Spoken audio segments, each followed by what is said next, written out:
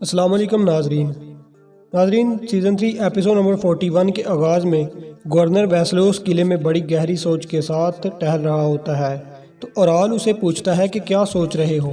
تو ویسلوس کہتا ہے کہ سوچ رہا ہوں کہ پہلے ارطغرل کی آنکھیں نکالوں یا پھر سر کاٹوں تاکہ وہ دوبارہ حملہ نہ کر سکے اور میرے معزز سپاہی اور معزز کمانڈروں کو نہ مار سکے۔ اورال کہتا ہے کہ پہلے قلعے میں غدار ہیں، اسے تلاش کرنا ہوگا۔ دوسری طرف الیار اور ارطغرل کہتے ہیں کہ اب ہمارے پاس کافی سامان جنگ ہے، اب اس سامان جنگ کو کافروں پر استعمال کریں گے۔ حکیم ارطو کہتا ہے کہ پہلے غداروں کی تلافی کرنی ہوگی۔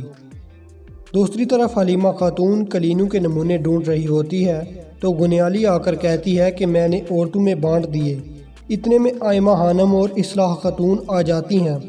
حلیمہ خوب سرزنش کرتی ہے کہ گنیالی کہ تم نے میرے صندوق کو ہاتھ کیسے لگایا۔ آئمہ خانم دونوں کو سمجھا کر معاملہ حل کراتی ہے۔ پھر الیار اور ارطغرل کو کہتا ہے کہ وہ یاغیز سپاہی جو غدار ہے اس کو اورال اور ویسلوس کو ایک جال میں پھنسا کر جہنم واصل کرنا ہوگا۔ پھر وہ ایک ترکیب سوچتے ہیں اور اسی کے تحت اپنے سپاہیوں کو متحرک کر دیتے ہیں۔ پھر ویسلوس اپنے قلعے میں غدار کو تلاش کرنا شروع کر دیتا ہے اور آغاز ہلینا سے کرتا ہے۔ وہ اس کے کمرے میں جا کر اسے بتاتا ہے کہ میرے ساتھ غداری ہوئی ہے، کسی نے مجھے بہت بڑا دھوکہ دیا ہے، لیکن ہلینا اسے اپنے آپ پر شک نہیں ہونے دیتی اور وہ شادی کی باتوں میں الجھا دیتی ہے، جس میں ویسلوس پہلے سے بہت دلچسپی رکھتا ہے۔ دوسری طرف سپاہی کوتلجا اور روشان میدان مشق میں جاتے ہیں جہاں سپاہی جنگ کی تربیت مشقی کر رہے ہوتے ہیں۔ وہاں جا کر اپنی حکمت عملی غدار یاغیز کے کانوں میں ڈالتے ہیں تاکہ وہ سب ان کے جال میں پھنس سکیں۔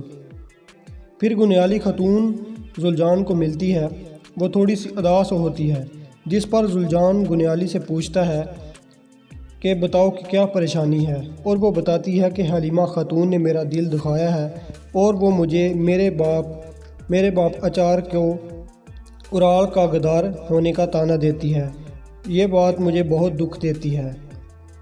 پھر سپاہی عبد الرحمن آ کر بتاتا ہے کہ جب ہم نے غدار یاغیز سب سے پہلے اچار کے خیمے میں گیا اور الیار سے کہتے ہیں کہ ہمارے جال میں غدار پھنس چکے ہیں۔ دوسری طرف غدار یاغیز اورال کو سامان جنگ کی تقسیم کی خبر اورال کو دے آتا ہے، جس پر وہ بہت خوش ہو جاتا ہے اور یاغیز کو شاباش دے کر اپنے قبیلے روانہ ہونے کے لیے کہتا ہے۔ پھر ارطغرل نورگل کھانا کھا رہے ہوتے ہیں تو بمسی کو پریشان پاتے ہیں۔ پھر ارطغرل نورگل کو کہتے ہیں کہ تھوڑا سا ہنسی مذاق ہو جائے، پھر وہ بمسی کے مزاج کو ٹھیک کرتے ہیں۔ دوستو، زندگی میں بھی ایسے دوستوں کی ہمیشہ کمی رہی ہے۔ دوسری طرف حلیمہ اپنے خیمے میں کھوئی ہوئی بیٹھی ہوتی ہے تو آئمہ خانم آ جاتی ہے۔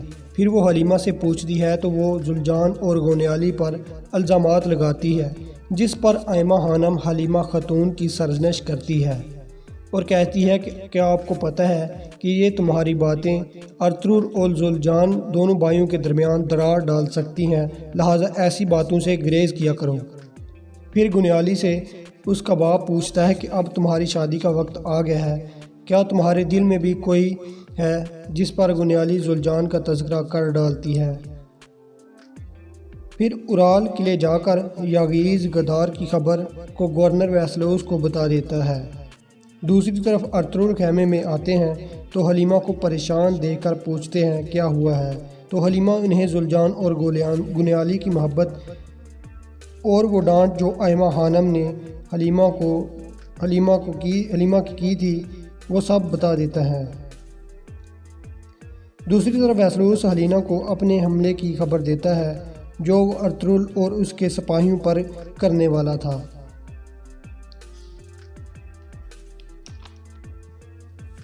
پھر اورال اپنی بیوی چولپان خاتون کو تسلی دیتا ہے اور کہتا ہے کہ میں انتقام ضرور لوں گا، لہٰذا تم پریشان ہونا چھوڑ دو۔